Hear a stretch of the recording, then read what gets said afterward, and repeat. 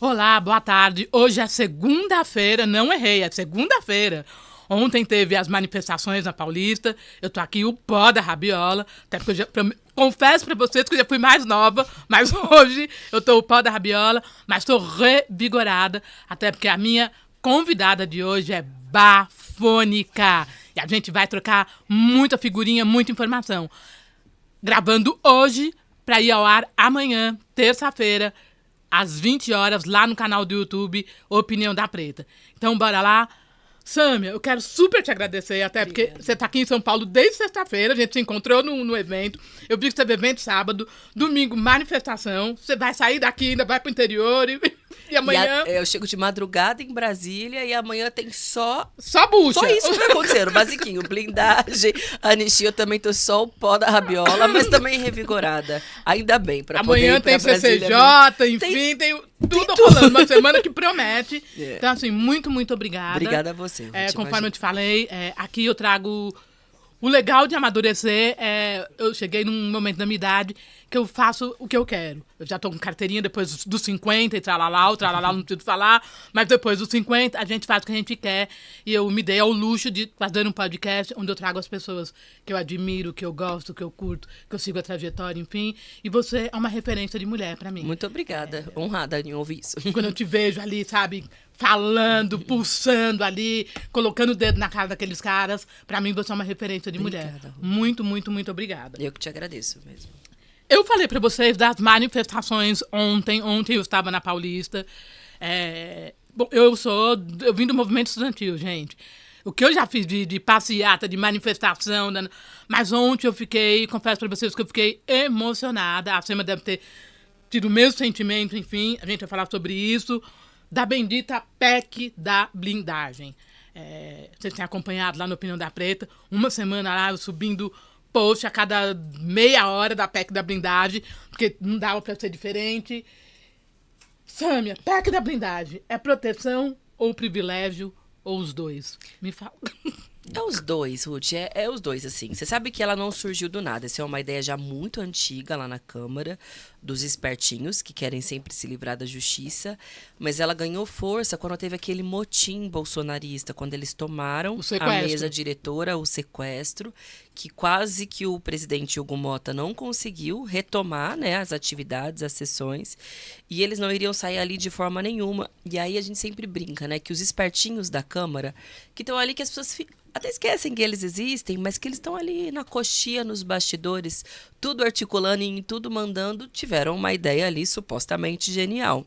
Bom, é difícil passar a anistia, primeiro porque tem um amplo repúdio da população, e por mais que o Congresso finja que não se importa com a opinião pública, não é bem verdade, há momentos e há temas em que se importa sim, mas mais do que se importar com a opinião pública, eles têm um certo receio do Supremo Tribunal Federal. E não porque invade competências ou porque exagera, porque haveria uma perseguição política e jurídica, como os bolsonaristas dizem. Mas é porque no Supremo está a possibilidade de investigar, punir e mandar prender, inclusive, qualquer um dos deputados, porque nós temos foro privilegiado. Quem não deve, não teme. Eu simplesmente não me importo com isso. É competência do Supremo, eu sigo fazendo o meu trabalho. Mas ali tem algumas centenas que, obviamente, se preocupam com isso. Então, no jargão aí, com o rabo preso, né? Precisíssimo, exatamente. Então, assim, eles pensam, nossa, mas se a gente desmonta algo como a condenação histórica e fundamental, que tem essa magnitude, relatada pelo Alexandre de Moraes e pelo Supremo, o que será que não pode ser feito contra a gente? Porque não é só jurídico, é também político. Óbvio, gente, 2025, ninguém é ingênuo de dizer que não há questões políticas também. Esse é o estado do nosso país e isso da natureza também, do próprio STF. Por que estou dizendo isso? Viram na PEC da blindagem um atalho, uma possibilidade para abrir caminho para a anistia. Porque daí, para os bolsonaristas é útil. Porque existe uma retaliação ao Supremo, porque tira poderes, né? Se depende do Congresso autorizar qualquer tipo de inquérito ou mesmo de prisão em flagrante, você está enfraquecendo o Supremo. E para os corruptos de plantão é uma maravilha. Porque o corporativismo ali impera no Congresso Nacional. Você acha que um amigo vai botar na fogueira outro amigo com voto secreto, que é blindagem, gente, não é só que... Total, é blindagem total. Não é só que o Congresso vai dizer se pode ou não. Vai dizer se pode ou não com um voto que ninguém vai saber o voto que você deu, porque o voto é secreto. Vai sair ali o resultado, 400 a 115, você não sabe quem votou o quê. Eu vou dizer, eu votei contra, mas vai saber se votou contra ou não. E eu tenho um exemplo que é muito concreto e recentíssimo. Chiquinho Brazão, que foi identificado pela justiça como o mandante do assassinato da Marielle Franco. Ele foi cassado por falta.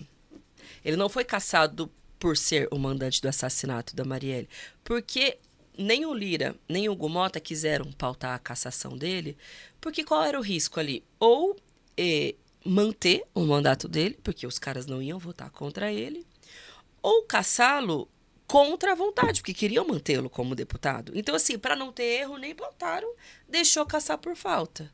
Porque eles não botam a digital para ir contra um colega. Pares, né? Óbvio, porque todo mundo ali tem o rabo preso, como o termo você muito bem utilizou. E aí, quando eu falo os pares, na realidade, eu não tô falando os pares, porque eles não são os seus pares. É os pares dos rabos presos, né? Claro, os que se... Até porque tem o caso do Glauber que mostra quem é par e quem não é. Quando é um caso que, obviamente, não chega aos pés na gravidade, na proporção, não tem grau de comparação com o orçamento secreto ou com o golpe, que é o caso do Glauber, né? Que ele reagiu a um provocador que há meses estava indo atrás dele e que chegou ao limite de ir até a Câmara fazer uma provocação sobre a mãe dele, que 15 dias depois veio a falecer, e ele reagiu. Aí é cassação, aí é rapidinho. Passa no Coética, passa na CCJ, só não foi para o plenário, porque o Glauber fez uma greve de fome por 10 dias, que repercutiu no país. Eles falaram, e o país se movimentou também, né? Teve assim muito apoio, inclusive aproveitar a oportunidade mais uma vez para agradecer todo mundo que se mobilizou, que se solidarizou, e aí segurou. Mas não fosse isso, eles teriam cassado. Então, quais são os pares, né? Os pares são os compadres do golpismo e da roubalheira. Roubalheira. Mas, aí, Sâmia, você tá lá, você é atuante, que a gente vê você andando lá, subindo, vai pro plenário, fala. Eu pergunto pra você, o ministério do vai dar merda tá fechado? Porque não tem ninguém pra falar isso daí. Até porque o Lula, quando foram falar com ele a respeito da PEC da blindagem, ele falou... O PT tem que sair fora, isso aí não vai cair legal na opinião pública, vai dar ruim. É como de fato deu. Esse ministério do vai da merda tá fechado, não existe mais? Não é possível. Sabe o que eu acho? Que existe sinceramente, assim, um distanciamento tão grande da vida real da população que tem gente ali que tem certeza que não vai dar nada, assim, que vão fazer o que for e que a turma não vai dar bola. Mas acho que tem um segundo aspecto. A verdade é que as mobilizações da esquerda no último período não foram tão fortes assim. Então, eles subestimaram, porque também foi uma avaliação, assim, mais concreta, do tipo... Eles não conseguem botar gente na rua, não vai pegar nada. Vamos fazer que eles estão mal na fita, né? Só que eles esticaram a corda tanto, foi para um limite tão grande que eles esqueceram que a gente estava com dificuldade, né? Mais enfraquecido, mas que não estava morto coisa nenhuma, que ainda tem força crítica, que ainda tem artistas que se mobilizaram, o que foi o ato no Rio de Janeiro, gente, de terça-feira, na verdade de quarta, né? Porque foi na madrugada de terça para quarta que foi aprovado. De quarta até domingo mobilizou Gilberto Gil, Caetano Veloso, Chico Buarque, Djavan, Paulinho da Viola, Lenine... e muitas outras pessoas, que agora eu até me esqueci, porque foi gente pra caramba. Jorge Versilo, Maria Gadu, e mesmo aqui em São Paulo. Tinha Emicida, Otto, Nando Reis, Salgadinho, e só não tinha mais porque tinha gente que já tava com agenda pelo país, Daniela Mercury em Salvador. Isso em 4 dias. Muito impressionante. Então, subestimaram nesse sentido. Então, esse ministério do vai da merda pode até estar atuante, mas está ali meio recluso, distante, numa redoma de vidro que se despencou em 4 dias, né? E aquilo que eu disse, acharam que seria um atalho para a anistia, né? A blindagem como atalho para a anistia, na verdade se mostrou o contrário, foi um grande tiro no pé, porque talvez essa coisa da negociação existia lá? Existiu, foi real. Passa esse pra gente poder anistia, isso existia, só que a gente está num grau de dificuldade na política que também você não dá para confiar 100% na negociação. Eu não confio, sendo bem sincero. Eu acho que a força da rua é o que determina se uma negociação mais ou menos positiva vai dar certo.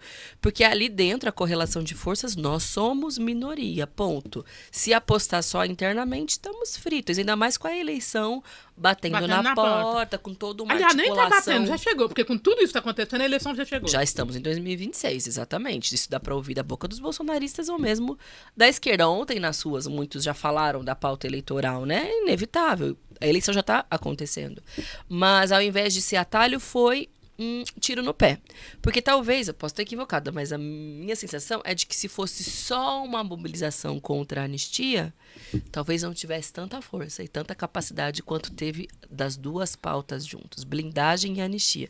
E aí o meu palpite é, blindagem está enterrada, eles não têm mais condição de pautar isso, assim. O número de deputados arrependidos, gravando vídeo, pedindo desculpas. Fazendo louco, né? Fazendo louco nas redes, né? Mas assim, pelo menos o constrangimento ali pegou de alguma forma, né? Porque tiveram que ouvir e vão seguir ouvindo, gente. Porque assim, não é possível, calculou muito mal, né? Assim. Aliás, o próprio Mota, hoje num evento do mercado financeiro, enfim, ele fala que faz a meia-culpa, né? O Congresso vai começar a trabalhar as pautas importantes. Que coisa, né? Que era justamente o que a gente estava falando na tribuna na semana passada. Parece um pouco tarde pra ele, né? Porque ele já tá queimadíssimo, torradíssimo na fita aí, Ele né? deve ter visto as manifestações na Paraíba, cujo alvo foi ele. Porque, assim, muita gente estava envolvida nessa confusão, nesse esqueminha da Câmara. Ele, inclusive. Mas ele foi o alvo. A turma não falou do Lira, a turma não falou do Cunha, que eram ali os espertinhos. Falam dele, óbvio. Ele é o presidente da Câmara. Ele foi o boneco de Oline e Paraíba. Segura os seus BO, entendeu? Aí agora acho que ele pensou, opa, tá na hora de entregar alguma coisa relevante para a população. Aconteceu algo muito parecido quando a gente conseguiu aprovar o ECA digital, que parece que foi ano passado, mas eu tô falando de algo que aconteceu há um mês, nem isso. Que também tinha tido um motim bolsonarista, aquela confusão, aquele absurdo. Na semana seguinte, aquele influenciador, o Felca, mandou ver, viralizou. Eles vieram rapidinho com a resposta, né? Conseguimos aprovar. Agora eu tô vendo um movimento parecido com uma pauta que é extremamente relevante, que é a da isenção do imposto de renda para os que ganham até 5 mil.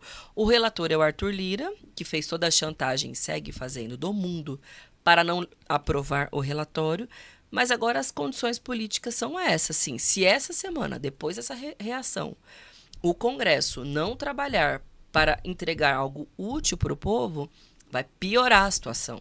Porque se a gente em 4 dias botou esse número de pessoas na rua, imagina como não vai ser se na próxima semana também entregar algo semelhante a uma anistia ampla, geral e restrita ou uma anistia branda. Então, assim, sabe quando a gente começou falando que foi revigorante, né? Mas é muito extremamente revigorante quando as ruas conseguem ditar o parlamento. Porque ali, Ruth, você que conhece o Congresso, né? A gente já se encontrou lá outras vezes. Tem dia que você fala, minha nossa, o que eu tô fazendo nesse lugar assim? Um circo, isso aqui é um circo. Terça-feira passada, que foi na madrugada, né? Que foi quando aprovou a PEC da blindagem. Você tava cansada. Quando você fez um vídeo, eu tô saindo, você tava... Só o pó, assim. Só o pó da rabiola. E eu demorei horas. Cheguei em casa, demorei ainda pra dormir, porque você tá muito agitada, né? Adrenalina no alto. Mas ali refletindo mesmo sobre até onde vai. Acho que foram poucos os momentos ali. A gente vai, uma hora, não é perdendo a capacidade de se indignar, porque isso a gente não pode perder nunca, senão perde o sentido do que a gente está fazendo ali dentro, né?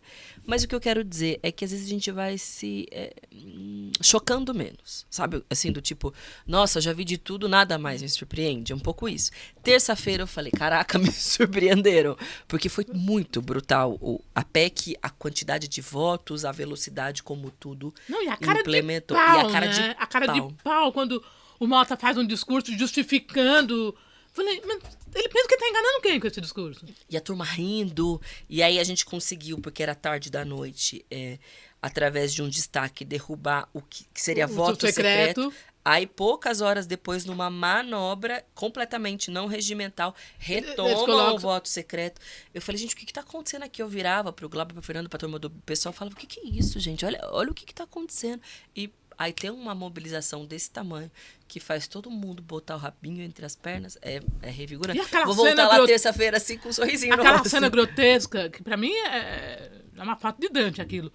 quando eles fazem a oração do Pai Nosso, em nome de Não, Deus. aquilo Aquilo foi, assim, é um tapa na cara da sociedade. Eu falei, gente, olha, eu não sei qual que é a sua religião, você que está nos assistindo, mas eu tenho certeza que nenhum dos seus santos, orixás, entidades... É o sagrado, não é nem religião, o sagrado, né? O seu sagrado, exatamente, não compactua absolutamente com nada do que aconteceu ali. Eu falei, em qual escritura religiosa, em qual livro sagrado, em qual tradição ancestral que guia, né, a fé do nosso povo, tem esse tipo de valor. Aquilo para mim é uma chacota, é um escárnio, né, com a fé do nosso povo. Não é possível. Que eu falo, de novo, eu não estou nem falando de religião, mas o sagrado, para mim, sagrado é sagrado. Se o cara, olha, eu vou orar para a árvore, é o sagrado dele, ponto final. Respeito, aí quando eles fazem uma PEC para se blindar, para colocar o crime dentro do Congresso, e aí eles terminam com a oração do Pai Nosso, falei, bom, eles perderam todos os limites. Todos É o que você falou. Foi demais, né? Foi. E foi por isso também que é a contradição de todo o movimento, né? Que daí transbordou. A gente comentava isso antes de começar, né? Aqui a nossa conversa formalmente. As minhas redes, as suas redes, eu tenho certeza que isso se repetiu para muita gente. Transbordou nessa semana. Nunca teve nada dessa magnitude, assim. No meu Instagram, por exemplo, tive muito forte na época do PL do estupro e na época da CPI do MST, para citar essa legislatura. Não chegou aos pés da mobilização que teve essa semana com esses dois temas, de engajamento. É só um sintoma. Abaixo-assinado, a gente começou a coletar o abaixo-assinado na tarde de quarta-feira. Nesse momento que nós estamos gravando, né, que é a tarde de segunda-feira, chegou a 1,5 milhão de assinaturas. Muito rápido, né? Em menos de uma semana. Isso nunca aconteceu. Nem na época do impeachment, nem na época de nada, do impeachment do Bolsonaro, né? Nada perto. Então, assim, erraram feio, calcularam muito mal. E agora a gente virou e tá na ofensiva, né? Anistia. Nós fomos às ruas ontem, falando da PEC da blindagem, mas o rolê foi tão louco, eles esticaram tanto a corda, que as duas coisas se uniram, né? Talvez... Até acredito que passasse a anistia, era capaz até de, sabe, na calada da noite, e foi, quando a gente acordasse, a corda já tinha até ido, não ia nem dar tempo de correr. Mas eles esticaram tanto a corda com a blindagem, que não blindaram, que não conseguiram blindar a anistia. Com a PEC da blindagem. Ferrou. Deu um tiro no pé. Deu um tiro no pé, a anistia. Como que você vê hoje essa questão da anistia? Porque eu vejo, quando o ministro Alexandre de Moraes dá o voto, e ele coloca, né, ele faz questão de falar, não tem anistia, não tem perdão presidencial, não tem blá blá. E eu tô vendo, parece que todo mundo, numa loucura, assim, olha, eu vou fazer um papel e vou despachar com não sei quem para diminuir a pena. Gente, mas isso já foi. E o Congresso está perdendo tempo para ficar nessa história de anistia. O que vai acontecer essa semana na Câmara com essa questão da anistia? O que vai rolar? Porque parece que terça-feira, amanhã, o Paulinho parece que também entrega o relatório, enfim. Que relatório? O quê? Se algo que já foi... Explica esse rolê. Eu tenho duas hipóteses e eu vou também ser bem franca e humildemente dizer que eu posso estar completamente errada, porque a coisa está tão dinâmica e alterando tanto diariamente que pode ser que eu fale uma grande bobagem aqui, mas, na minha opinião, duas hipóteses. Uma, vão adiar, porque pelo peso das ruas e a vontade de entregar alguma coisa útil e boa para a população brasileira, mais especificamente a pauta do imposto de renda, ou aprova não com uma anistia ampla, geral e restrita. O Paulinho da Força, e ele vem dizendo isso publicamente, ele se comprometeu a não entregar a ampla, geral e restrita. Confia 100%? Não, confio no povo, fé no povo somente. Até porque ele não é confiável também, né, gente? Vamos lembrar dos últimos capítulos da história do brasileira, dele, onde ele esteve, o que ele fez. Não só recente, né? Na história do sindicalismo vamos brasileiro. Vamos pegar o verão também. Passado dele, vamos... O Googlezinho ali vai ajudar a gente a entender de quem nós estamos falando. Porém, ele é próximo do ministro Alexandre de Moraes. Então tem um limite do quanto ele pode também ali se enfrentar com ele, porque ele tem uma relação de anos, né? Falando também do histórico. Isso ajuda um pouco a entender quem é esse personagem, que não teria condição de ele assinar algo que fosse tão brutal. Mas o que pode acontecer? Haver uma articulação independente do Paulinho da Força, do relator, que consiga algum destaque, porque a gente está falando de maioria simples, não é PEC, é projeto de lei, que através de um destaque você modifique uma parte do relatório dele. Coloca um jabuti lá, né? Pra quem não sabe, coloca, vai no meio, enfia... Então, por exemplo, a principal hipótese não é anistia, mas é uma redução de pena. Isso sabemos, está na mídia, todo lugar se fala disso, ele fala isso. Mas a redução de pena é redução de pena. Ela pode ser uma, sei lá, de 27 anos e 4 meses para, sei lá, 18 anos e 2 meses, por exemplo. Ou ela pode ser uma a tal ponto que seja regime semiaberto ou regime aberto. Pode ser a tal ponto que seja uma progressão de pena que em 2, 3 anos a pessoa praticamente cumpriu a pena. Que é uma forma de anistia, né, gente? Você está ali amaciando. Aí, pra mim, que tá mora... maquiando a pena, né? E você tá dizendo, tem crime que pode, tem crime que não é tão grave assim, na prática. Ou seja, gente, golpe de Estado é crime, mas vamos lá, né? Vamos ser mais bonzinho na punição. Acho que roubar um sabonete no mercado, se for um jovem negro, é mais grave. É isso que eles estão dizendo. Porque aí não tem perdão, né, Ruth? Aí, se é furto famélico, é cana pro resto da vida, sem direito à defesa, e é assim que tratam a população brasileira. Agora, golpe de Estado, vamos ali, né? Amaciar, fazer uma anistia, ou a geral e restrita, ou uma branda aos pouquinhos, para dizer que para essa turma tem perdão. Eu não consigo entender alguém que consegue relativizar um atentado à democracia. Eu também não consigo. Não dá para poder... E parlamentar, né? Porque, assim, na ditadura, queridos, não tem congresso. Você é caçado, torturado, preso. Rubens Paiva não era comunista, né?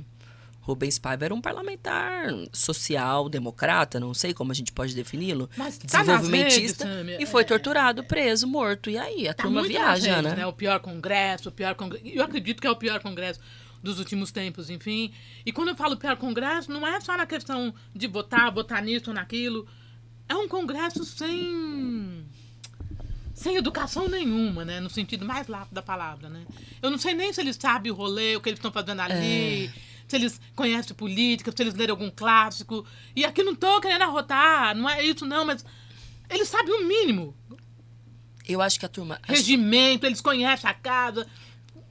Eu acho que tem uma minoria, que talvez tenha, que se oriente por isso, mas para a grande maioria ali, Ruth, eu acho que é negócio mesmo. Assim, é um balcão, um grande balcão. É um meio para ganhar dinheiro, para fazer mais, para criar poder. É isso. Vender emenda, eu tô preocupada aqui que eu tenho que arrumar minha história. Grana mesmo, grana e poder, assim, não é política, ideia, rumo do país, nada disso, assim. Por isso que a blindagem para eles faz sentido, porque ganhar mais poder, é poder fazer tudo e mais um pouco e nem poder ser preso por causa disso, entendeu?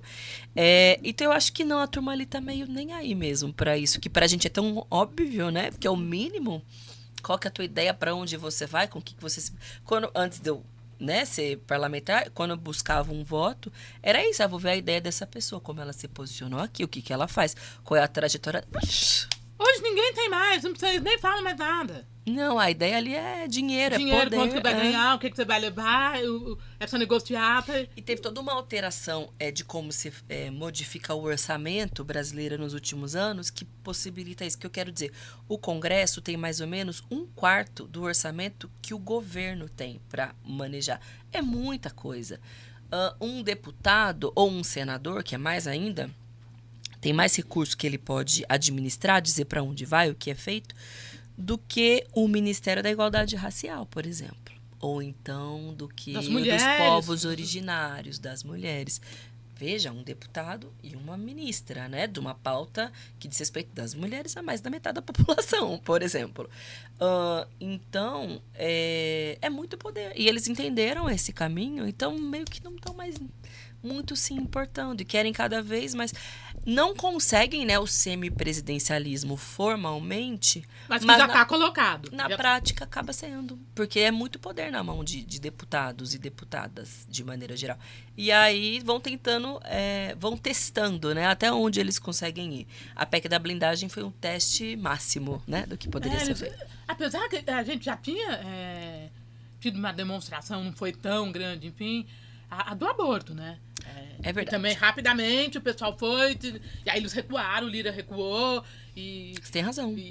não foi bem isso, tal, não tocou mais no assunto e enterrou. Já tinha, quer dizer, o povo tá meio de saco cheio, Você né? tem razão. Teve a do aborto do ano passado, né? Sim. Contra o Lira, o PL do estupro. E aí você me lembrou... Falou e eu lembrei da época do Cunha. E eu lembrei disso porque na época eu nem sonhava em ser parlamentar. Nunca era parte dos meus planos. Mas eu já era uma militante feminista. Ia pra rua, organizava manifestações. E eu me lembro bem que pouquíssimo tempo antes do Cunha cair, quando ele era presidente da Câmara, há 10 anos atrás, isso em 2015, foi também o PL que visava restringir o acesso aos métodos contraceptivos, que construiu fortes mobilizações. Na época era pílula fica e Cunha sai. Era fora Cunha na rua do Brasil inteiro, uma pauta um pouco parecida, também dos direitos reprodutivos, também contra o machismo. Então, eles têm memória curta, né? Mas a gente não tem, não. A gente aprendeu. Eles têm memória curta e eles apostam na impunidade, né? Apostam no país da impunidade. Porque essa foi um pouco a história do nosso país, né? A história do, entre aspas, dos vencedores, né? Dos algozes do nosso povo. Aliás, só pra pegar a história do próprio Bolsonaro. Ninguém freou esse cara, né? Esse cara saiu do exército, enfim, e sempre dando... Até porque ele saiu, aí aposentaram ele, continuou recebendo. Quer dizer, sempre a impunidade, né? A impunidade. E a história que é contada também sobre a nossa própria história ela maquia, ela sempre omite as histórias de resistência. Então, muitas vezes a gente não tem direito de saber o que aconteceu. Claro que na ditadura militar eles têm um limite de como podem contar, porque todo mundo sabe que teve resistência, a luta, teve morte, desaparecidos. Mas aí parece que assim, no final da década de 80 teve ali um grande pacto que resolveram colocar anistia, como se não tivesse muita luta. E quando o povo não sabe disso, acha que os poderosos vão sempre vencer, né? Esse final de semana eu assisti a um debate que relatava um pouco isso sobre o período de escravidão no Brasil. Era até a Luana Alves, que estava na mesa. Que às vezes parece que foi assim, é porque teve ali um pacto dos brancos que, não, a gente não quer mais saber. A gente tem um outro modelo econômico que não teve resistência, que não teve senzala, que não teve quilombo. Que eles não foram pra cima, que eles não buscaram, não reivindicaram. Isso forma um imaginário, né, de que tudo é pacificado no nosso país, não tem resistência, não tem luta. Não, a gente vai começar cada vez mais, né, a afirmar que a história é outra, né? Com certeza. A gente falou da PEC da blindagem, da anistia, que eu acredito que essa semana é isso que vai estar ali rondando no Congresso, mas segundo o Mota diz que vai colocar as pautas aí de interesse do povo para andar. A gente tem algo que eu tô vendo, assim, tá me incomodando muito, porque eu não tô vendo a mídia falando muito, e a coisa, eu tô vendo que ela já criou um corpo e essa boiada vai passar, se já não passou, que é o Eduardo Bolsonaro, candidato, deputado federal, eleito por São Paulo, enfim, que tá lá na gringa, fazendo coro junto com o Pateta, porque é outro Pateta, tá lá na gringa, detonando o país, minando o nosso país, e ele ficou agora como líder da minoria para blindar o cara lá no Congresso. E isso parece que já foi meio que... Porque eu não tô vendo a mídia falando, não tô vendo o povo falando, nem os movimentos sociais. Isso parece que assim, a impressão que eu tenho, essa fumaceira toda, e isso daí passou, né? Foi. E foi a primeira coisa da semana, né? Que a blindagem e a anistia chamou mais atenção, mas começou por isso, porque, não sei se todo mundo sabe, você deu conta de acompanhar tudo, porque é muita coisa acontecendo, muito importante se resgatar, porque os líderes partidários ou de blocos na Câmara não precisam votar. Foi quem que criou isso, Cunha, falando dele de novo, tá vendo? Essa pessoa tá ali, gente. Ele despacha todo dia, eu sempre encontro ele na Câmara. Super. A filha dele é parlamentar, é deputada federal, e ele despacha do gabinete dela ali, tem a salinha. O gabinete é dele, né? É ele. E ele, quando foi presidente, há 10 anos atrás da Câmara, ele criou essa regra. Que, assim, pode até fazer sentido no sentido de que, assim, um líder partidário tem muita atividade, muita tarefa. Então, às vezes, a sessão está acontecendo e ele, às vezes, está numa reunião, numa negociação, e ele não pode ser prejudicado, né? Esse é o princípio. Ou seja, não conseguiu votar porque estava numa reunião ultra importante. Então, ele não pode ter falta por isso, não vai ser prejudicado. Isso fazia até algum sentido quando não tinha voto online, né? Porque agora todos os votos é pelo meu celular, eu não preciso estar no plenário. Então, você pode estar na reunião na França, mas você consegue votar. Esse é o primeiro aspecto. Segundo, isso só se justificaria se fossem para atividades parlamentares, que não é o caso do Eduardo Bolsonaro. Ele está muito pelo contrário, né? Ele está nos Estados Unidos, gente, sabotando, boicotando o Brasil. Aplicou tarifas por produtos que são exportados, lei Magnitsky para Alexandre de Moraes, para a esposa do Alexandre de Moraes, que eu vi hoje de manhã e está tentando estender para toda e qualquer pessoa. O cara não está trabalhando, ele está não trabalhando, está boicotando o Brasil. Aí ele é nomeado líder da minoria para poder não ser caçado por falta. Porque senão ele ia seguir faltando. Ele tem uma regra. O regimento coloca 2/3 de falta, tá fora. É o mínimo também, né? Daqui a pouco vão querer alterar o regimento. Gravem o que eu tô dizendo. Não duvidem. Não duvidem. Vão odiar porque não é... Vão inventar qualquer desculpa. O que foi que aconteceu com o Chiquinho Brazão, aliás? Foi caçado por falta. Porque ficou na história das faltas. Porque tava preso. E meio que não maculou muito, né? Não vamos colocar crime aqui, vamos deixar as faltas. Uma hora vai caçar. E isso vai acabar acontecendo com o Eduardo no começo do ano que vem. Pra evitar que isso aconteça, que ele siga recebendo salário, assessor, gabinete. Não fica inelegível. E tem uma coisa, a estrutura de gabinete de uma liderança de minoria é muito maior do que de um deputado. Porque minoria, você tá falando de muita gente. Então, assim, pensa numas 10 vezes mais assessores, mais vezes orçamento para ser gasto com o trabalho. Isso já foi, né? Ainda não. Qual que é a questão? A minoria tem autonomia, os próprios parlamentares que definem e assinam e indicam o líder. A mesa diretora precisa aceitar. Argumento para recusar a mesa diretora tem, que ele não é líder, gente. Precisa estar aqui, o que registra. Isso nunca aconteceu também. Então, assim, nunca a mesa falou, não, você não pode. Geralmente se respeita a autonomia dos partidos e dos blocos partidários. E aí vamos voltar aqui. Conhecendo o Hugo Mota, que não tem esse perfil de ter ali, né? O pulso muito firme. Qual é a chance dele recusar, dele se enfrentar com o bloco da minoria? 0, né? Então, muito provavelmente. Mas, assim, por isso que a gente tem que, e você fez muito bem de resgatar esse tema, botar isso como parte das nossas pautas, né? Ou seja, é blindagem, é anistia e Eduardo Bolsonaro, líder da minoria. Os 3 absurdos da semana, não são só 2, né? Eu tô falando porque passou meio que... Você tem razão. Que foi...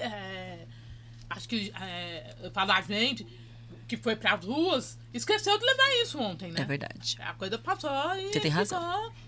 Deve estar lá sorrindo com o Pateta. Feliz da vida, o Mickey e o Pateta lá, exatamente. Feliz da vida.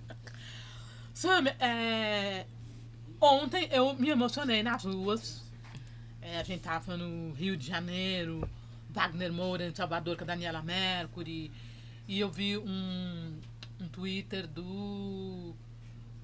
acho que do Rubio, né? Que falou que só assim pra encher a rua, show, não sei o quê. Primeiro que acho que ele não conhece a realidade brasileira. Porque sempre se foi desse jeito. Se a gente pegar Anistia, Ulisses Guimarães, Direita Já, é verdade. Eram grandes palcos com artistas, até porque a classe artística... E aí, aqui, eu vou até buscar uma fala de uma referência negra, que é a Nina Simone, e eu falei isso com o Salgadinho quando ele esteve aqui. Eu, parafraseando, abrindo aspas de Nina Simone, eu não consigo enxergar um artista que não consiga se colocar nos tempos que ele está vivendo. É óbvio que o artista tem que ir pro palco. Artista não pode ser neutro. Vou fazer o louco, sou neutro, não quero falar nada. Então, e o Brasil tem essa tradição. Ele tá tão no rolê errado quando ele faz esse tweet, porque o Brasil tem essa tradição. Claro. Se a gente lembrar a Praça da Sé, Direta Já, perfeito. Todo mundo que você imaginar de artista estava naquele palanque. Sim, gente. Sempre foi. Sempre foi dessa forma. E se repetiu. Claro. Ontem. Qual foi seu sentimento ontem nas ruas? E hoje, quando eu vejo... E aí, eu vi muita gente, o Nicolas, muita gente diminuindo a questão ontem nas ruas, que não foi bem assim, foi muita gente que levou artista, tal. Mas aí, eu vejo uma fala do Mota, colocando que, o Congresso vai começar a olhar as pautas. Aliás, ele nomina as pautas, a isenção do imposto, coloca as questões ali. Então, como se diz, parece que ele acusou o golpe. Acusou o golpe. Das ruas. Qual foi o seu sentimento ontem, quando você... aliás, eu coloquei lá no Opinião da Preta um recorte do seu discurso, quando você fala, eles não acreditaram na força das ruas, eles desdenharam da força das ruas. Qual que é o seu o seu sentimento, o seu olhar para as ruas ontem. O que aconteceu e esse desdobramento. Você está indo para Brasília essa madrugada. O que vai acontecer nessa história das ruas? Ruth, eu fiquei extremamente emocionada, assim como você, assim, um sentimento de alma lavada, revigorada e com mais força e altivez para encarar essa semana. Porque a gente mesmo se perguntava, né? Nossa, será que a esquerda perdeu a capacidade de mobilizar as ruas? Será que é só a extrema-direita que segue apostando no método de mobilização? Porque também tem esse debate, né? Assim, a extrema-direita, por mais ferrada que esteja, está sempre na ofensiva. E eles têm os motivos. Por que a gente não vai para a ofensiva também? A gente sempre se perguntava. E ontem que conseguiu alterar a correlação de forças a partir dessa mobilização, em tão pouco tempo, dá sentido para a militância, sentido para a vida e a crença de que a política está para além daquele espaço, daquelas 4 paredes ali do Congresso Nacional. Eu tento pautar a minha militância lá dentro um pouco assim, mas nem sempre é possível. Tem pauta que a gente tenta fazer transbordar e não consegue. E é da vida, da natureza da política. Da democracia. Mas quando transborda, não dá muito sentido, assim. Na madrugada da última terça-feira, que foi quando foi aprovado, eu lembro de ter virado ali na bancada do pessoal e tava super vazio o plenário, super. Depois vocês tenham uma curiosidade, tá lá no YouTube, tá nos canais da Câmara, tinha pouquíssimos parlamentares, poucas dezenas, assim, não chegava a 40, 50 pessoas. De 503, porque era tudo online. A turma tava, assim, vivendo a vida. Aí eu falava, gente, alguma coisa tá me dizendo que não vai ficar por isso mesmo. Todo mundo tava com a mesma sensação, assim, pelo grau. Mas podia ser que ficasse por isso mesmo. Quando no dia seguinte a gente vê o palco torando, fala, poxa, que bom, né? Que transbordou, que deu certo. E isso faz muita diferença pra gente chegar lá na terça-feira e exigir que entre na pauta o imposto de renda. Essa declaração do Hugo Mota foi fundamental para chegar na terça-feira e falar, dizer, então é isso que tem que estar na pauta. Não ouse botar nada diferente disso. A gente pode falar que a declaração dele hoje é o reflexo do Eu não tenho a menor dúvida de que é o reflexo do Congresso, é o reflexo da mobilização da rua. O Hugo Mota só vai pautar, e eu acho que vai pautar, só vai pautar o imposto de renda porque a rua, o povo brasileiro exigiu que assim fosse. Que não fosse anistia, que não fosse blindagem. E o Senado vai enterrar, eu tenho certeza que o Senado vai enterrar a PEC da blindagem. Raramente eu falo que eu tenho certeza de alguma coisa na política, mas isso eu tenho. Vai enterrar a PEC da blindagem porque o povo brasileiro foi pra rua. Isso é incrível. Eu acredito que o Senado barre a PEC, e não porque são bonzinhos lá, porque também tem um monte de picareta lá, enfim.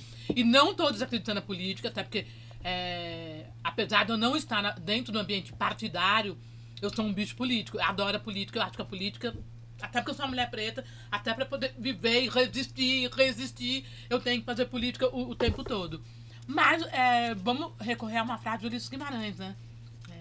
Os políticos têm medo das ruas, né? Os políticos têm medo das ruas, exatamente. E excelente. Agora outro R, das redes, né? E das redes, que agora são uma combinação explosiva, que também é outro espaço que a extrema-direita achou que estava dominando e que a gente vem mostrando que, claro, eles seguem dominando porque eles são donos das big techs, não é só que eles sabem usar melhor, eles são donos do algoritmo, mas a gente também está aprendendo, está criando as estratégias de guerrilha para tentar disputar esse terreno, né? Mas quando você fala eles são donos e tal, até porque o capital tá com eles, eles são os grandes donos das big techs, enfim. A minha página, a Opinião da Preta, é uma página de uma mulher preta que levanta bandeiras das quais eu acredito, feminismo, não homofobia, racismo, enfim. Às vezes minha página dá uma flopada legal, ela fica parada ali, que não sei o quê. Mas foi tão louco que essa questão dessa semana, eu acho que deu uma surra até no algoritmo. Nem o algoritmo entendeu. Nem o algoritmo entendeu. Ele ficou meio zonzo. Eu tive essa sensação também. Porque foi tão rápido a coisa que ele ficou meio zonzo e as pessoas começaram a compartilhar. E ele ficou meio zonzo e ele comeu bola na história. O Mark Zuckerberg, ele tomou um remédio muito forte, não deu conta de entender o que estava acontecendo. Eu tive a impressão. Não sei se ele tomou um Rivotril mais forte, se ele tomou um vinho. Se ele ficou no vinho mesmo. No vinho e a coisa... Mas por que eu tô falando isso? Porque tinha uma demanda reprimida, né? Tanto pra ir pras ruas como nas redes. O cara olha ali, mas aí ele foi lá, ele compartilhou, ele mandou aquela mensagem foi pra escalando, frente, foi escalando. né? Foi escalando a indignação. Tinha uma demanda reprimida do Tinha povo. uma demanda reprimida e uma coisa que a gente aprende, né? Porque onde não tinha só gente de esquerda na rua. Não tinha. Eu fiz um teste, depois façam também, de entrar nos perfis dos parlamentares de extrema-direita para ver os comentários sobre a PEC da blindagem. Eleitores. Falou, olha, Nicolas, pô, tu é meu deputado, mas nunca mais. Depois dessa, nunca mais, não tem condição. E assim, não era gente, porque às vezes tem uma pessoa que finge, né? Na minha tem, não era gente mentirosa que estava ali fazendo teatro, era gente legitimamente. Porque a pauta, ela é maior do que a pauta da anistia, né? Porque a anistia se divide, né? Os que são pró e os que são contra o Bolsonaro. Agora, a blindagem, não. A gente está falando de todo e qualquer tipo de crime, inclusive o golpe. Mas não só golpe. A gente está falando de corrupção, roubalheira, assassinato, estupro, tortura, tudo de pedofilia, tudo de asqueroso que pode acontecer. Até tira a coisa do golpe, pra não entrar nessa coisa de direita e esquerda, nessa polarização. Transborda, né? É muito maior. Mas o cara que é uso e vezeiro aí, que a gente tem exemplos, bebeu, encheu a cara de cachaça, pegou um carro, matou alguém, tá tudo certo. Tá tudo certo. É isso que a PEC diz. Então, por isso que transbordou tanto e que a imprensa acabou tomando um lado, não tem como se compactuar. E os senadores, eu vi a senadora Damares Alves, gente, que é aquela lá... Eu imaginei, gente, que eu ia bater palma pra Damares. Super contra a PEC da blindagem, porque ela é muita coisa, mas boba ela não é, né? Ela Cleitinho. falou, Cleitinho deu um show à parte. Claro. São sabidinho, né? Eles falou, eu vou nada, vou me queimar, eu vou é nada. E os deputados da esquerda que votaram a favor, Ruth, pelo amor de Deus, a turma... Olha, aquele rolê ficou meio sem entender. E eu Bom, costumo dizer que eu não tenho política de estimação. Há de se falar o nome deles, sim. Há de se falar, gente. Eu vou dizer o quê? Erraram? É isso? Porque assim... Senão eu vou ficar aqui mas acho que de gado também, batendo palma pros caras. Não, erraram, os caras pisaram feio. Errou, agora a rua tá cobrando, e é isso. E vamos em frente, entendeu? Assim, e é tão doida a coisa... que se talvez nós tivéssemos uns 2 anos e meio pra eles... A eleição já começou. E eles vão ser cobrados. Porque 2020, outubro de 2026 tá aqui, gente. Tá Esse aqui. ano já acabou. É Natal, quando acabar de comer o peru, é eleição 2026. É isso mesmo. Acabou. Pratinho da sobremesa já tem que começar a ir pra rua. Aquele peru que virou a maionese, que virou não sei o quê, segundona... Acabou, é a eleição 2026. A eleição já tá rolando, exatamente. Tá rolando, sim. E a turma, assim, faz balanço do que aconteceu e vamos em frente, porque transbordou e pegou. O povo tá... O gigante acordou, né? O gigante acordou, exatamente. É tão antiga, mas o gigante acordou. Tem se falado muito de pacificação, né? Quando fez toda essa história, o Paulinho da Força, que não tem mais força, até porque... Ele estava meio apagado, meio enterrado lá, apesar de continuar ali, é o que você falou, nos bastidores, andando pra lá e pra cá, subindo e descendo, falando, tal. Mas é um cara que politicamente estava um tanto apagado. E aí ele se junta a mais 2 desaplaudidos, né? Porque com todo respeito, o Aécio... Desaplaudido é ótimo, eu adoro essa palavra, gente. O Aécio, o desaplaudido. E lembrando que foi ele quem chocou o ovo da serpente com essa história de colocar em xeque a democracia e as urnas. Os 3 patetas aí. Aí eles vêm pra falar da anistia, travestida de dosemetria. O que é dosemetria? Dosar, né? De dosagem. Dosar as penas, não sei o que, tal. Mas aí eles procuram até porque a gente pode falar o que quiser dele, mas sabe de direito pra caramba o Michel Temer. E quando eu falo direito, é aquela coisa de entrar na brecha, ler. É esse o direito que ele faz, enfim. E aí ele vem com essa história. Aí ele usa uma palavra bonita, né? Porque ele gosta dessas coisas. Para pacificar o país. Mas aí eu tô ficando biruta, pacificar o país, porque o Aécio foi um que botou o ovo da serpente com a história, quando ele começa a colocar, porque a história das urnas começa com o Aécio, na eleição, queria recontar os votos da Dilma. Aí pega o desaplaudido do Paulinho da Força, que tava fazendo bolão, o ridículo fazendo bolão lá no Congresso, com a história da Dilma. E aqui eu não tô nem discutindo a história da Dilma, se era ou se não era. Pô, mas a liturgia do cargo, sabe, gente? É uns papos de cara fazendo um bolão lá pra ver quantas pessoas, enfim. E o Michel Temer. O trio dos Três Patetas tá falando em pacificação. E aí hoje eu vi uma matéria do Sakamoto, a qual eu sou fã do texto desse eu cara, também. Sakamoto. Sou fã do texto dele. Ele é ótimo, nossa. E ele coloca: estão se falando em pacificação da anistia. Porém, se houver essa anistia, as ruas vão incendiar. Me fala desses Três Patetas, anistia, pacificação. Primeiro que, como diz o Marcelo Yuca, como dizia Marcelo Yuca, paz sem voz não é paz, é medo. E o Alexandre de Moraes também, né? Vamos aqui também reivindicar o relator, né, do processo no STF. Ele começou a leitura do voto dele na condenação, dizendo, também parafraseando, porque eu não vou lembrar os termos exatamente, mas que não tem como falar em pacificação quando a gente está falando de golpe de Estado, porque isso não é pacificar, isso é se acovardar. E eu diria algo mais, que é o que eu venho dizendo por aí também. A anistia de hoje é o golpe de amanhã. Se você naturaliza, aceita e dá a anistia, você está dizendo, podem tentar novamente e quem sabe da próxima vez não serão bem-sucedidos. Né? Porque é um crime menor, parece que pode. E eu acho que também não é à toa que essas três figuras, que são muito simbólicas da política, ganharam força nesse momento, fizeram aí o jantar e agora querem se vender como os pacificadores. Porque são aqueles que, por um lado, ficaram completamente deslocados quando o Brasil entrou numa disputa, numa polarização, que é um termo que eu não gosto, mas eu vou usá-lo porque é o termo comumente utilizado. Mas nessa confronto, né, entre extrema-direita e esquerda, essa intensidade da luta de classes, para ser mais direta ao ponto, que são pessoas que ficaram deslocadas, né, porque agora não existe mais meio termo, meias palavras. O bolsonarismo trouxe esse efeito para o Brasil, não só para o Brasil, o mundo inteiro, né? O crescimento da extrema-direita, né, deixou esses direitas supostamente moderadas num não lugar, numa posição mais oportunista, de que eles não dirigem, eles são dirigidos, né? São conduzidos, ora mais para lá, ora mais para cá, de acordo com seus interesses. E para mim é isso que eles estão fazendo agora, do tipo assim, viram nisso, nessa crise política aberta, uma oportunidade para capitalizarem eleitoralmente, em poder, na imprensa, para se venderem como pacificadores, negociadores, aqueles que são gente grande e, vou resolver esse conflito aí que está aberto no Brasil. No entanto, esqueceram de um elemento que é tão fundamental, rua.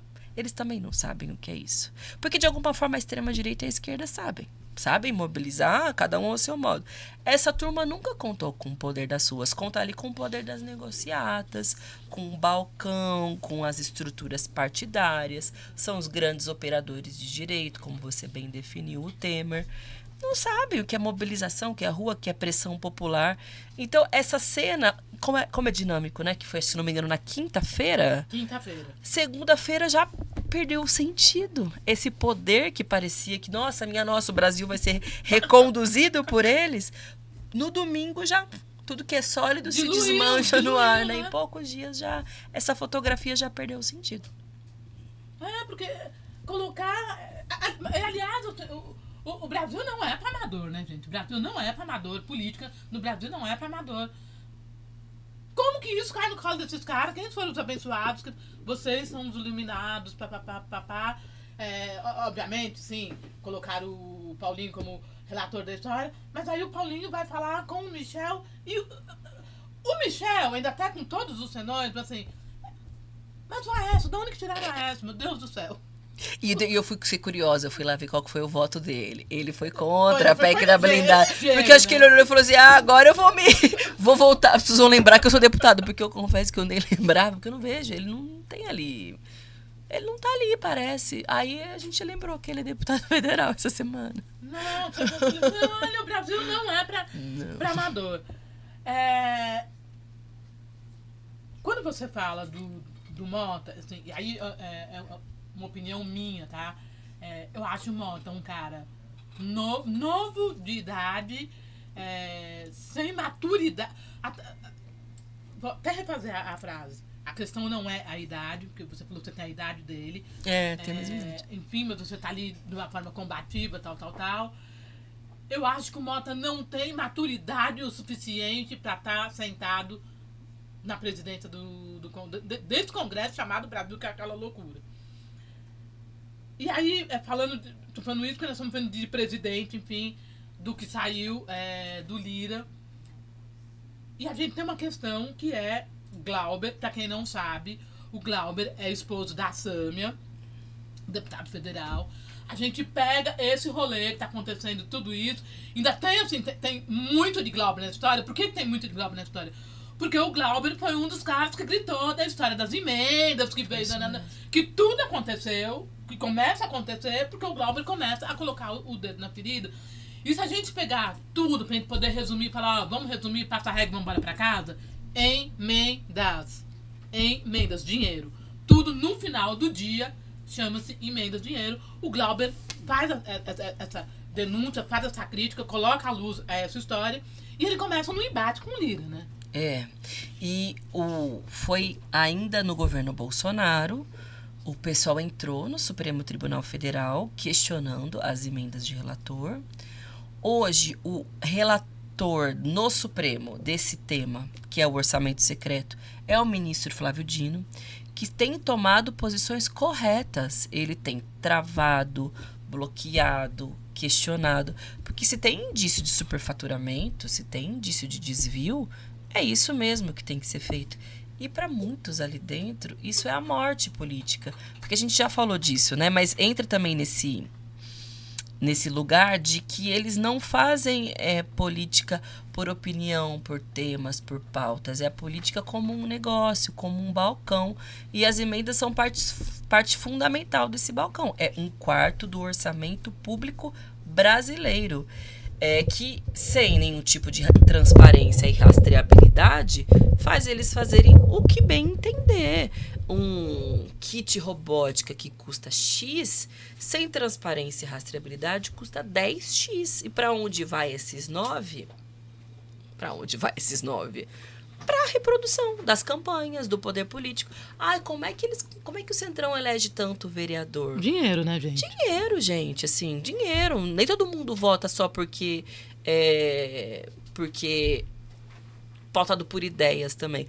Numa condição de necessidade profunda, material do nosso povo, o poder econômico conta muito. Principalmente esses caras que operam a política com voto de cabresto, claro, com a coisa do colonialismo, né? Tem muita violência no Brasil, assim. Aí, por exemplo, um cara que chega numa região, ele tem relações políticas com o empresário de ônibus, o empresário do jornal, o da faculdade, com o judiciário, com o Tribunal de Contas. Ele é o poder. Ele tem relação com a Câmara daqui, com a Câmara dali, com o prefeito daqui. Então esse cara elege prefeitos no plural, vereadores no amplo plural. E ele vai reproduzindo. O poder dele só cresce, nunca termina. Aí ele fala, agora é uma hora de eu ir pro Senado. Porque eu tô com tanto poder que metade do Estado é meu. E é dessa forma como eles falam, tá, gente? Parece meio grotesco. Metade do minha Estado mulher é tá meu. Na prefeitura, meu pai tá no prefeitura, meu pai eu botei no Tribunal de Contas. O meu filho é deputado estadual. O meu outro filho é o vereador, tá tudo dominado, o chefe da polícia é meu amigo, o juiz é meu primo. Exatamente. Qualquer semelhança não é mera coisa. E o cara vira senador. Daí uma hora, quem sabe? Aí ele, de repente, o outro é presidente de partido, que na PEC da blindagem, também estava tudo certo. Também estava ali na proteção geral e restrita. Esse ainda é o Brasil. Então, por isso que o esquema do orçamento secreto é tão grave, por isso que as decisões do ministro Flávio Dino incomodam tanto, e é por isso que perseguem tanto o Glauber e o pessoal de conjunto. Por isso que querem caçá-lo. Foi um momento muito delicado, né? A questão do Glauber. Foi. E aí, voltando um pouquinho, acho que você fez um vídeo, acho que foi quinta ou sexta-feira, já não lembro, que você está tomando café da manhã e fala como que eu consigo, né? Essa coisa de sobreviver a toda essa loucura. Como que você viveu esse período? Porque o Glauber vai pro Congresso e fala, vou ficar aqui, vou fazer greve de fome, tal, não sei o quê. Como você viveu? Aí eu não tô falando da Sâmia deputada, tô falando da Sâmia mulher. Sim. Como que você conduziu, como que você administrou toda essa história? Porque foi pesada a história Foi ali. pesado, foi pesada. Pra quem não sabe, só relembrando, não sei se vocês lembram daquele atentado que teve no Rio de Janeiro, dos médicos, um dos médicos que veio a falecer, irmão da Sâmia, que era um crime organizado, enfim. Uhum. A Sâmia entra ali como Pra ter uma blindagem maior, tal. Por que eu tô falando que foi pesado? Porque o Lira tira isso. O Lira tirou. Eu tive acesso à escolta da Polícia Legislativa, porque tinha acontecido, né, enfim, algo gravíssimo, envolve um conflito entre o crime organizado e a milícia do Rio de Janeiro. Meu irmão, que não tinha nada a ver com a história, foi vitimado, então, e a gente ainda não sabia o que estava acontecendo. Tive escolta por um tempo, aí teve um conflito entre o Glauber e o Lira no plenário e ele tirou a minha escolta sem me avisar, sem mais nem menos. Então, se uma pessoa é capaz de fazer isso, ela é capaz de fazer qualquer coisa. E aí, quando o Glauber entrou em greve de fome, porque foi assim, teve a votação, né, no Conselho de Ética, a votação pela cassação. E aí muita gente vai dizer, mas não é certo bater numa pessoa, por mais provocativa que ela tenha sido. Ok, é o teu direito de ter a sua opinião. E na maioria dos casos eu concordo, não é correto. Eu já fui provocada várias vezes e eu não bati nas pessoas. Mas primeiro, quando você fala assim, você desumaniza o que está acontecendo, o contexto. A mãe do Glauber, a minha sogra, a Saudade Braga, ela veio a falecer 15 dias depois. Ela estava com Alzheimer no estágio muito avançado. Tanto é que, infelizmente, faleceu pouco tempo depois. Vocês não têm noção do... Assim, quem tem família, quem é algum familiar com Alzheimer vai saber do que eu estou falando. A minha mãe morreu de Alzheimer. Eu parei 3 anos da minha vida para cuidar. Eu fiz uma opção em cuidar dela. É puxado. O negócio é puxado. E você vê, assim, alguém que você ama muito numa condição que você jamais imaginou que você fosse ver. Assim. De brigar para tomar banho, né? É uma guerra declarada para tomar banho. É pesadíssimo. E a gente estava vivendo exatamente esse momento, assim, recebendo fotos sempre que a cuidadora dela mandava, assim... Isso, gente, a pessoa tá uma pilha de nervos. E aí vem um babaca de um rapazinho lá do Rio de Janeiro, pela 7ª vez vai até a Câmara para provocar a mãe dele. Naquela situação é isso. O Glauber fez o que fez, vocês viram. Agora, o tanto de caso que já teve ali na Câmara de agressão, de assassinato, de corrupção, e nunca ninguém foi caçado, aí eu lhe pergunto, estão caçando o Glauber por causa de qualquer um do MBL, que aliás nem no MBL não tá mais, porque nem o MBL aguentou ele. Olha de quem nós estamos falando. Foi expulso do MBL. Então, vamos falar da condição moral desse sujeito. E aí você caça num tempo recorde? Óbvio que não. Ao mesmo tempo em que toda essa mutreta do orçamento secreto, conduzido principalmente por aquela figura que tá ali, estava sendo revelada para o povo brasileiro, para nossa sorte ou maior firmeza e tranquilidade, a população entendeu isso, entendeu que era disso que se tratava. E aí ele fez um gesto corajoso, mas dificílimo, da greve de fome, que serviu para escancarar isso para a sociedade brasileira. Porque se fosse só pela agressão, não, as pessoas falam, mas não é exagero? Talvez, porque é uma coisa forte e grande, mas não fosse a greve de fome, ele estava caçado. E a população brasileira não saberia o que acontece no Congresso Nacional, que é perseguir parlamentar que se levanta contra esquemas e mutretas. A PEC da blindagem é para isso, é para que nenhuma outra investigação sobre nenhum escândalo possa ser investigada. Nem aberta, né? Nem aberta, porque tem os pares vão dizer, claro que não tem que abrir, porque se abrir para ele, vai acabar abrindo para ele, então vamos deixar todo mundo, né? Vamos deixar baixo, mais ou menos assim. E aí, por hora, o caso dele tá em banho-maria, eu diria, porque aconteceram muitas coisas na política que eu acho que o caso dele foi um pouco pro final da fila. O banho-maria eles não recuaram? O banho-maria não lê barra, teve um recuo? Teve um recuo, mas eu não acho que o Lira tenha desistido. Eu só acho que ele tá vendo qual seria... Porque ele é um estrategista, né, o Lira? Ele é um estrategista, vê que não tem a menor condição. E que o Hugo Mota... justiça seja feita, porque eu não gosto de fazer críticas injustas, eu faço críticas, mas quando eu acho que elas sejam justas. Eu não acho que o Hugo Mota tenha motivos ou vontade de caçar o Glauber, ele nunca sinalizou isso. O Lira sempre deixou isso evidente, o Hugo Mota não. Então, e que também está, ainda que inexperiente e imaturo na política, como você muito bem definiu, acho que ele está entendendo que não é simples você caçar um parlamentar de esquerda que denuncia um esquema de corrupção. Porque, no limite, ele tá querendo caçar o que as ruas brasileiras disseram nesse último domingo. Ele dá as costas pra população brasileira e fala, eu vou caçar. É uma forma de caçar dentro do parlamento que está representando essa indignação popular. Então, tá em banho-maria, mas tá mais favorável pra gente. E quanto mais chega perto do calendário eleitoral, mais difícil também fica para eles caçarem. Porque daí fica muito evidente que é tapetão, né? Porque a cassação não é só cassação, é cassação e inelegibilidade por 8 anos. Algo que nem o Eduardo Bolsonaro aparentemente mas não nem vai ter. o criminoso da Marielle lá. Nem o Chiquinho Brasão. Ninguém. Nem Zambelli. Ainda. Aí vai ter pro Glauber, que denunciou emendas erradas. Nossa, então a gente...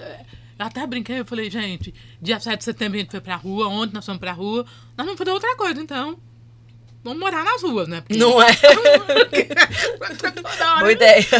toda hora a gente vai ter que sair isso nas mesmo. ruas pra gritar, mas eu ainda acredito muito, muito, muito no grito do povo, né? No grito do... Eu também. Você tá fazendo, de novo, esse programa tá sendo gravado hoje, na segunda-feira, até porque na terça a Sâmia não ia conseguir fazer ao vivo, até porque ela tem que ir pra Brasília, vai hoje de madrugada pra Brasília, trabalhar. Dentro dessa questão de trabalhar, ela tá indo a ter uma reunião na CCJ, no Senado, para entregar um abaixo-assinado, que eu já vou deixar ele aqui hoje para vocês, nas redes, enfim, na opinião da Preta e tal, vou deixar para vocês o abaixo-assinado da PEC da blindagem. Fala um pouco para mim desse abaixo-assinado, como que tá, quantas assinaturas, até porque foi recorde, né, Sâmia? Foi. Hoje, segunda-feira, a gente começou a recolher as assinaturas. Foi na quarta, né? Na quarta-feira, porque foi aprovado de terça para quarta à tarde. Superou 1,5 milhão de assinaturas em menos de uma semana. A gente já teve outros abaixo-assinados grandes no Brasil, como, por exemplo, o pela ficha limpa, pela lei da ficha limpa. Mas ele ficou meses sendo recolhidas as assinaturas. Foi uma ampla campanha. E aí não era só um abaixo-assinado de uma pessoa que estava impulsionando. Na época tinha imprensa, tinha artistas. Esse abaixo-assinado aí foi o nosso mandato ali que lançou, claro, apoiadores, virou um movimento meio espontâneo nos grupos. Minha mãe falou, você vai estar no grupo da igreja, aqui em Prudente, no interior de São Paulo, que é um grupo que não costuma muito, né? Divulgou o abaixo-assinado. Então eu senti que a coisa pegou. Tava andando. Tava ali criando força espontânea mesmo.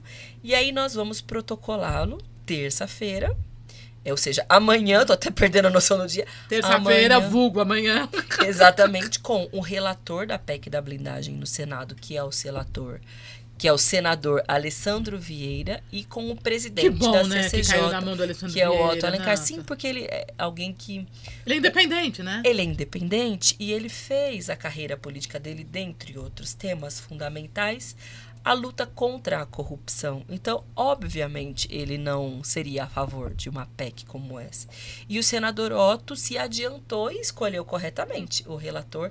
E assim que foi aprovado na Câmara, ele já disse, aqui não vem. Não A princípio, a sinalização dele era de não pautar a PEC, porque o presidente tem essa... Sente em cima...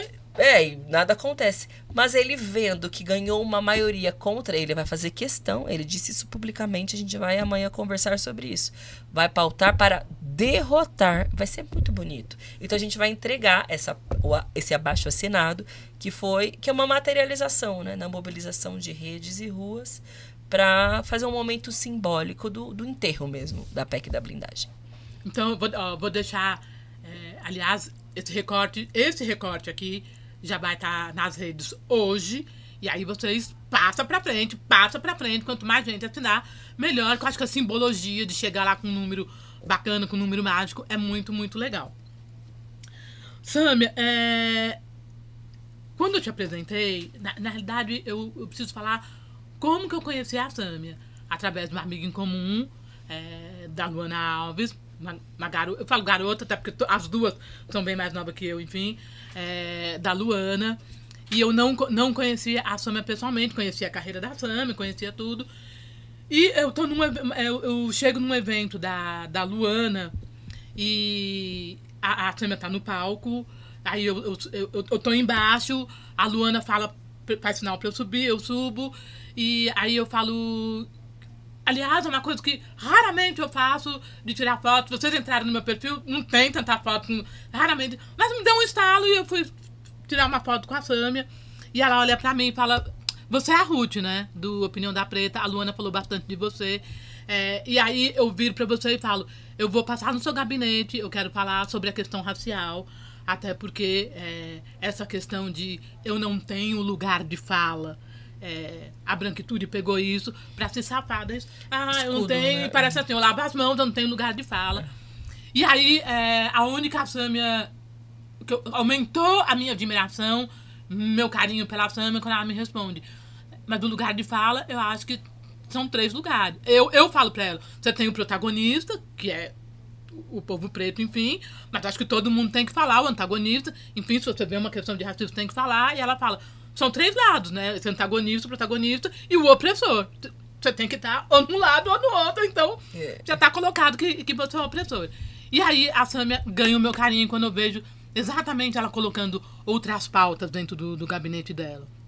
Não só a pauta que ela acredita, na pauta feminista, que tanto ela como eu levantam a mesma pauta, mas há de se fazer justiça, que são histórias diferentes, uma mulher branca e uma mulher negra são histórias diferentes, enfim. Mas quando ela tem esse carinho e essa sensibilidade para entender que ela também tem que fazer a inclusão da questão racial. E eu vejo isso muito nitidamente com o carinho que ela tem com a Luana, quando ela colocou a cara ali na campanha da Luana, enfim. E quando a Luana ganha a eleição e que ela tá lá na festa da posse, feliz da vida, vibrando, tal. Não sei o quê. Então, por isso eu tinha que falar isso, porque via de regra a gente fala... mal a gente fala pra todo mundo, né? E bem a gente nunca fala das pessoas, né? Então, não é fácil falar mal, né? É fácil falar. Eu tinha que fazer essa fala. A gente já tá com 1 hora de podcast, eu não quero segurar a Sâmia mais aqui, porque eu sei que ela tem que ir viajar, enfim. Mas faria desse podcast uma rave, poder ficar 3 dias aqui falando sobre o Congresso Brasileiro, que até é assunto pra mais de metro. Quero muito, muito, muito te agradecer, Sâmia. E a gente faz um bate-bola... que são 2 perguntas que eu acho que ela desenha muito bem quem é a pessoa. O que é cafona pra você? Não esperava essa pergunta. O que é cafona? É fingir ser aquilo que a gente não é, assim. É fazer tipo o tempo todo. Sabe assim? Criar personagem tá sempre no carão, né? Aquela coisa de... Cafoníssimo, assim. Acho que as pessoas precisam ser mais autênticas, originais, porque elas vão... Nem que seja pra... mostrar as nossas falhas, fragilidades. A gente é gente também. Então ser humano, né? Acho que é isso. É criar um personagem full time, assim, sem descanso. Ser fake, né? O tempo todo. Ser fake, né? Exato. O tempo todo. E o que é chique? Chique é ter opinião, por mais polêmica, contraditória ou estranha que ela possa parecer. Mas é ser autêntico e bancar o que você pensa de verdade. Que seja a sua opinião, né? Exato, ter coragem de bancar suas posições, suas escolhas, as suas ações. A sua opinião, né? Exato. Antes de terminar, eu quero super agradecer o Estúdio Rocha, que é um parceiro aqui no Pod da Preta, enfim. A gente leva esse projeto pra frente com a parceria do Estúdio Rocha, nas pessoas do Ale, do diretor que tá ali, do Getúlio, não sei se ainda tá por aí. Um beijão pros 2. Eu quero deixar um beijão, se tiver aí na ponta da agulha, 2 parceiros super importantes. Uma que é uma mulher preta, que é a Dani da Sobril, dos produtos Sobril. E a Gabriela, eu quero deixar os 2 na sequência já aí, que elas são parceiras, que desenvolveram aí uma linha, a Dani da Sobril, uma linha para mulheres dreads, cabelos orgânicos, enfim, com essa embalagem maravilhosa, porque via de regra, embalagem para produto de mulher preta é sempre aquela coisa de plástico, aquela coisa feia. Ela se esmerou em fazer uma embalagem super bacana. Um beijo pra Dani da Sobril.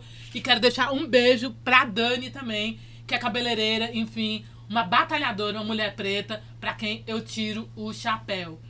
E óbvio, eu não poderia deixar de... Tá na agulha aí o perfil da Gabriela, Ale? Se você achar, pra deixar um beijo, assim. E não esqueça, gente, segue aí o pessoal, segue a Gabriela. E deixar um abraço também pro pessoal da Delta. Ó, tá aqui a Gabriela. Segue lá, uma parceiraça. Linda. Segue a Gabriela e dá uma força lá pra Gabriela. Ver se a gente consegue aí bater os 20 mil seguidores, que já vai ser bem bacana. Hashtag Preto Segue Preto. Bora lá. E deixar um abraço aqui pro pessoal da Delta Contabilidade, assessoria em contabilidade. Eles são especialistas aí em assessoria do terceiro setor, ONGs, enfim. Deixar um abraço para eles, um abraço carinhoso. E o meu abraço agora vai para você. Terça-feira que vem a gente vai estar aqui ao vivaço, trazendo uma pessoa quem também tem um carinho enorme, Dr. Hugo, dentista, a gente falando sobre saúde bucal, enfim, essa coisa toda. Espero você. Gente, eu faço isso com o maior carinho. E primeiro assim, eu nem vou ficar falando aqui, porque não sei o que. Na realidade, eu gosto pra caramba. Vim aqui tomar vinho com quem eu gosto, com quem eu curto. Boa. Muito legal, passa muito rápido uma hora. Mas não seria legal se você não estivesse aqui. Então, meu muito obrigado pra cada um de vocês que entraram, saiu, entrou de novo, curtiu, escreveu, falou. Compartilha esse conteúdo. E Sâmia, pra você, gratidão. Ai, Ruth, eu que te agradeço. Eu amei, de verdade. Super obrigada.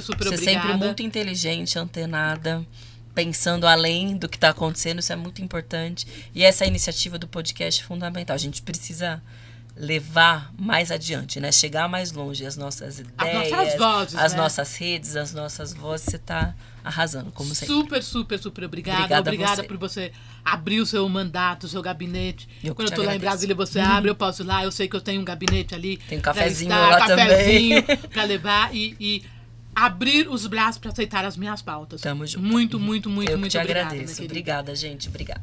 Um beijo da Preta.